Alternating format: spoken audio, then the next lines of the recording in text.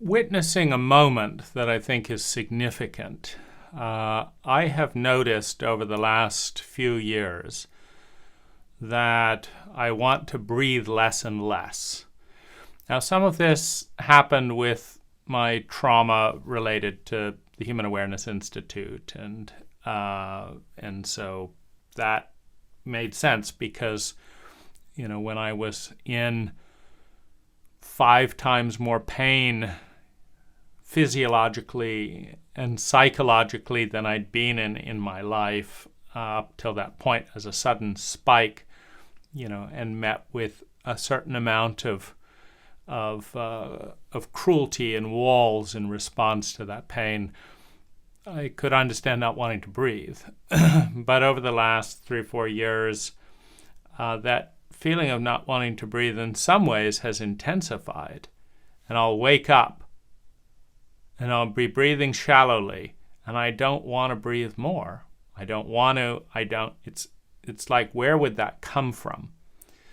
Where would the desire to breathe? And the same has been true with food.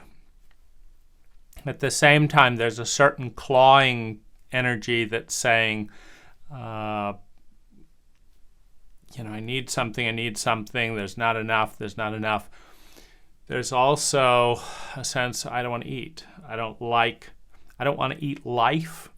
I don't want to eat food. I don't want to eat air. I don't want to eat the future.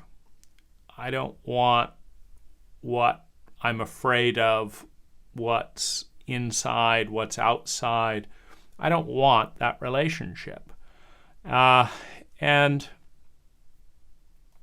today I'm breathing more. And the pivot point and the significance of this video is that Byron Katie, and it's fun how things triangulate. So I was listening to a Tim Ferriss podcast with Elizabeth Gilbert, and she mentioned Byron Katie.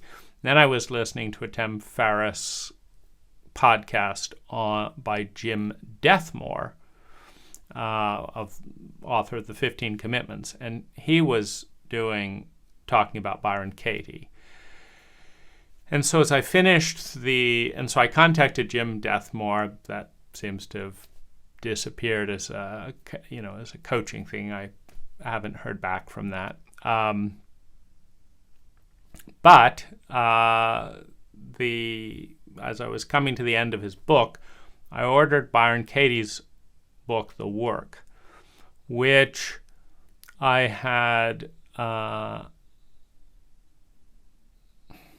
been turned off by 2 things when I exposed myself to Byron Katie about 10 years ago for about 10 minutes. So my initial exposure of Byron Katie, well, there was several things about this. So this is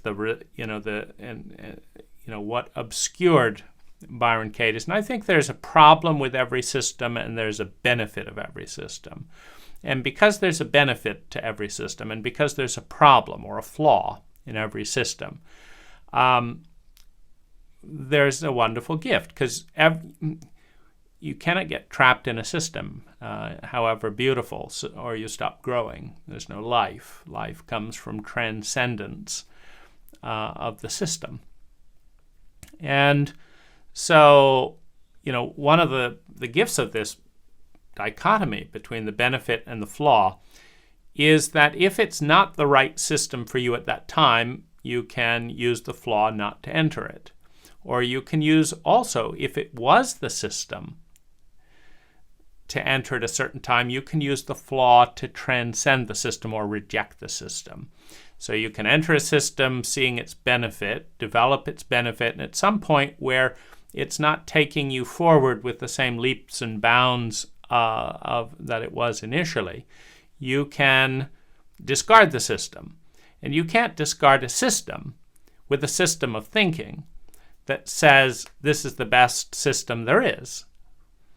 So how do you discard the system that you once thought was the best that there is? Well, you have to see the flaw, and the flaw is always there. And once you see the flaw, then you can leapfrog into the next system.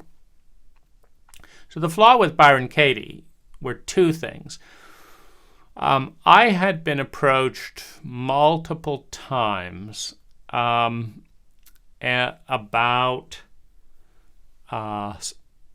on the angle of story. Byron Katie was very popular a little bit ago. And so what someone would say, well, so your story is this and this and this. Or they would judge themselves for having a story.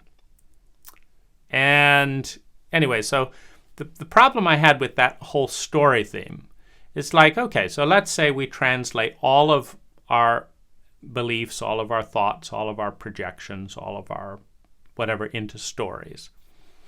Okay, so now we're just, rather than saying I think that, I'm saying I have a story that. So it's still the same thing as it was. We're just relabeling it. And so now we have a story instead of a thought or a belief or a truth or whatever. And so it's like, okay, so let's say we relabel every part of the human experience as a story. Well, in one area, this is problematic because we're moving towards simplicity. Now, if you understand geometry, simplicity, well, there's two kinds of simplicity, but you have the unconscious grace of the one, and then you have the incredibly complex mathematical refraction of the one in dots and things. So you have different points in geometry. But in geometry, the more complexity a system has, the more grace it has. Look at the Earth. You can look at cultural systems and legal systems and all these different awkwardnesses. But if you look at the Earth, it just grows life effortlessly, and it's incredibly complex.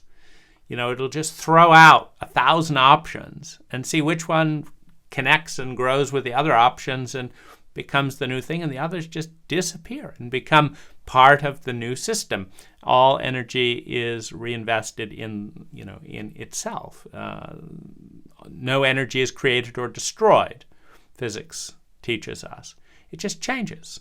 This hand will not be destroyed. All the molecules and atoms and nutrients in this hand will hopefully nourish some good soil and grow into plants, which will then fall down and improve the soil and grow into other plants. And it's just an endless process. So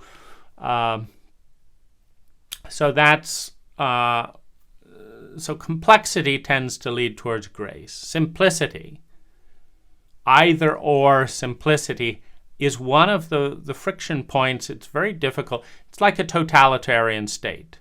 One political party. There will be one communist industrial Kleenex supplier, one centralized manager who controls everything. You soon learn in bureaucracies that very crude monopolistic bureaucracies, they have a lot of stress compared to the chaos of something that's more diverse. So that was the first criticism. Too simple. Not that there isn't truth there, but there's difficulty in the simplicity. Second was, it doesn't matter in my eyes whether something is a story or a belief or a thought or whatever. You could call it a poo. It doesn't matter if it's a poo. Those are just words. What matters is one's ability to predict the future within the probability or probable choices available. So what I mean is, whether you call it a story, a fact, a truth, a lie, it doesn't, a poo. If I have a story, right? Here's my foot, and I have a story that when I put my foot on the ground, it will hold me. Now, you could say, no, that's a fact, that's reality, that's not a story.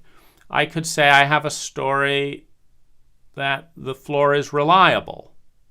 Anyway, the point, or I could have a story that the floor is innately flat by its being, or that the floor has a choice to always be flat, or that the reason the floor is flat is that it prefers flatness over every other shape. So even though it could be any other shape and might someday change into a hexagon, the floor prefers to be flat.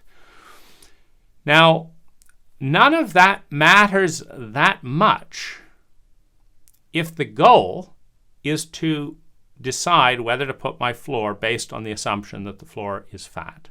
So it could be an assumption, a story, anything. What matters is that I can predict the future.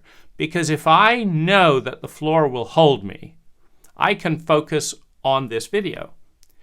You see, if I think that the floor may give way in a second, and that the earth below it might give way for a second, and any minute now I could be thrown into a chasm abyss of ever-falling darkness.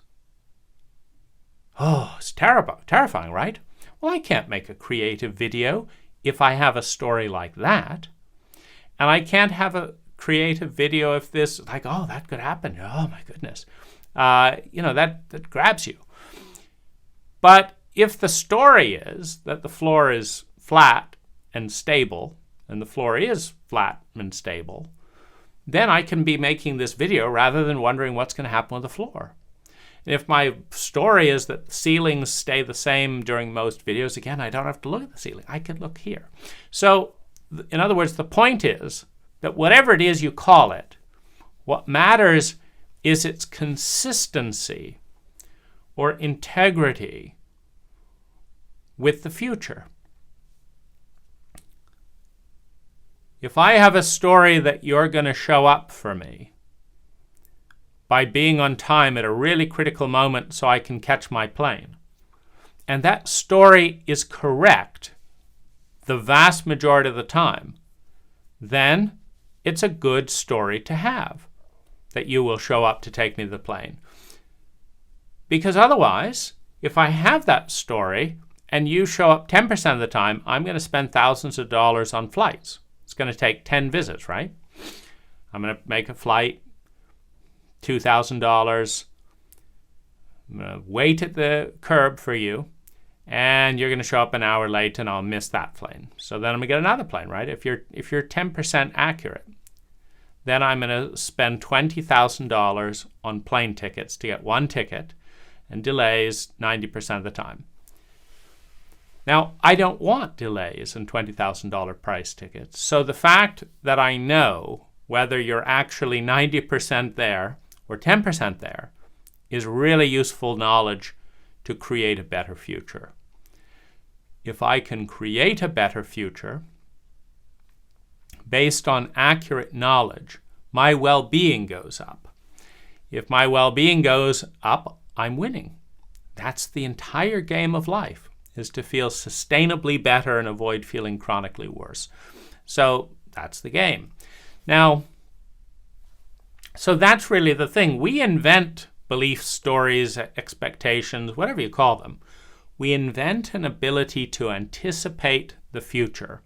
And when that ability is accurate, then you relate more harmoniously. Like when you expect to be paid and someone pays you, it's a more harmonious experience than when you expect to be paid and they say, get out of here, I'm not giving you a penny, right? It's less harmonious, like I was thinking this and this happened. But it's important to understand that reality is. And if we're 100% connected with reality, we don't get surprised. Because we can perceive what's actually happening and likely to happen. We don't get surprised. If we're not getting surprised, it means we've got a good story. Now, the same is true of a map. So this is another kind of way of angling the criticism.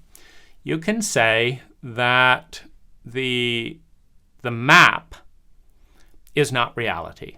Of course not. Google Maps is not the streets, etc., right? The map is not reality. What it is a story a narrative, a legend that allows us to predict reality. Meaning we look at what's not real, Google Maps, and we say, based on this symbol of reality, I can expect there will be a hairpin turn in 100 yards. Now, why is that important? Because if I know it's a hairpin turn, and particularly, what if my map gets more interactive and alerts to traffic signals? Like this actually would be great for my neighbor's driveway, because I've watched about 5 cars total themselves on one 5-foot section of his driveway. Delivery people, and it's because they don't know that that driveway is built very unusually and will ruin most cars if they drive over that section of it. That's just the way it is. So wouldn't it be nice if you had a map that alerted you when you were near that section of driveway? Now that would be interesting. And so if the map is an accurate predictor of reality, if it says turn left on Perry Walk and you drive there and there's actually a left and the sign says Perry Walk, that's a good map because it allowed me to prepare and engage more harmoniously with the future. Now, this is the whole game, is to participate harmoniously in the future. And that leads to the goal of feeling sustainably better and avoiding feeling chronically worse. So if you destroy that map, let's say Byron Katie got a hold of Google Maps and said, no Google Maps. That's your story. It's not reality. That's your story. And so you have a story that there's going to be a Perry Walk there, but it's not actually Perry Walk yet, right? You have a story because it's not there yet. And then you get to it, and there it is. Now, I would subject that particularly for a sensitive that has been traumatized and shocked a lot, having traumatic shocks in the future are detrimental. And so anyway, that's one thing. The other thing was it seemed unkind because people were in pain. I remember someone talking with people were in pain. And Byron would just say, well, that's your story. And the pain seemed pretty real to me, like, that is their story. Their story is that when their boyfriend slapped them, cheated them, cleaned out the bank account, and did this, that was painful. That was their story. And I think, 99.9% of all human beings whose boyfriend slapped them, cheated on them, cleaned out their bank account, and left them with insults, you're a bitch, whatever, would be angry, would be hurt, would be less well off. I mean, not entirely, of course, because as soon as that guy's out of your life, you've just gotten rid of the worst person imaginable. So it's not really such a tragedy that they left. The tragedy would be living with such a person who behaves that way, who is that narcissistic and unskillful. That's what could be the real tragedy. It's like worth any price to get rid of them. But nevertheless, you would empathize with the person and want to say, I'm really sorry, da-da-da-da-da. Now, there's a definite stage for the victim. It's the stage of childhood development. Every child is a victim. Every small individual bullied and harassed by a system is a victim. When you've got the police of an entire country coming after you by a corrupt president or whatever, it's the sense of scale starts to mirror the sense of scale and helplessness you had as a child. And so you really are a victim in that stage of development. And as a victim, you want comfort, you want reassurance, etc. And then you stay somewhat a child in that domain. I'm safe because others are protecting me and this and that and the other. And so it's a childlike interaction. I'm safe because God's protecting me. He'll punish the bad people, whatever. But there's also then a stage of participation of transcending the system, being free of the system. In that state, stab my body, kill my body. I'll leave at any time. I'm free of the system. I can let go. I can let go of the body. I can let go of the attachment. I can let go of this fixation. I can let go of this food. I can let go because I'm aware of the part of myself that is bigger than the individual ego. So this is a really important piece. Is the state of maturity of the person. And very importantly, it's difficult to move out of child when you have abuse contracts that have not been discovered and released that are based on trauma and survival. It's very difficult. And so in that state, if you do not enter the prison, so to speak, of the person and show kindness, it just seemed cruel. And then thirdly, I wasn't sure how my life would benefit. How would my life benefit? Because I just went around, let's take the sample of me going around to all the people I encounter and using the word story rather than thought. My story is, well, immediately I identify myself as unusual, which this cult turns around and calls weird, in a cult that says that weird is bad. So the typical person is going to react negatively to me relabeling thoughts and beliefs and stuff stories. So I don't get benefit there. And then my biggest concern was that Byron would destroy a map that I use that accurately predicts most of reality. Meaning 85% of the time, my prediction system works. And to take that down to 50-50 is the difference between a great life and a life in terror and uncertainty and mediocrity. You lose 50% of the time, no idea. You go up to a car and is it 50-50? Is it going to swerve out and hit you? So this prediction thing, I was afraid I'd lose a good prediction system and all I'd get is language and being viewed as weird. So that's why I didn't spend more than about 10 minutes or so with Byron Katie. In this situation, I'm incredibly inspired and drawn by her story about her life. Going from an abusive, depressive, compulsive person, not able to function, to being the person she is today. And that's a great journey. I could say I have a story about that as a great journey, or whatever it is, but anyway, that appeals to me. And I could say I have a story that it appeals to me, but if it does appeal to me, and when I do it, it brings me pleasure, which I call appeal, then it's a useful story. And so that's kind of the flaw in Byron's thing. Now, so what's the thing that's really great, though? We're back to breath, and we're back to eating, and we're back to moving. I didn't want to move. I didn't want to breathe. I didn't want to run.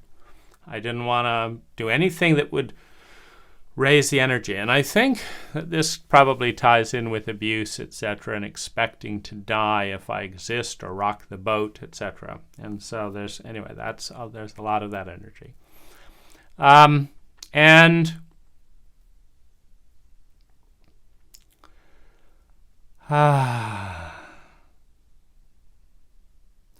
And so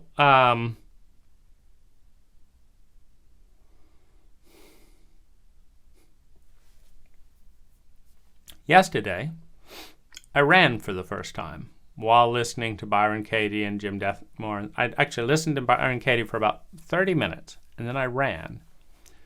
So it has a benefit. It's taking me towards life. Second, I was laying on my back at the beach at the time, and I noticed how I felt, etc., and I started letting go of certain thoughts and beliefs and letting me transcend. It was fun. I was more excited and breathed more, and then I ran, right? And then this morning I noticed I didn't want to breathe. I didn't want to move. I didn't want to get up and engage with the world. And then I shifted from certain childhood thoughts to certain positive beliefs about the universe out to support me and this and that and the other. And I shifted in I shifted rapidly and in a positive way, and then I noticed, like, within about 2 minutes, I was breathing deeply.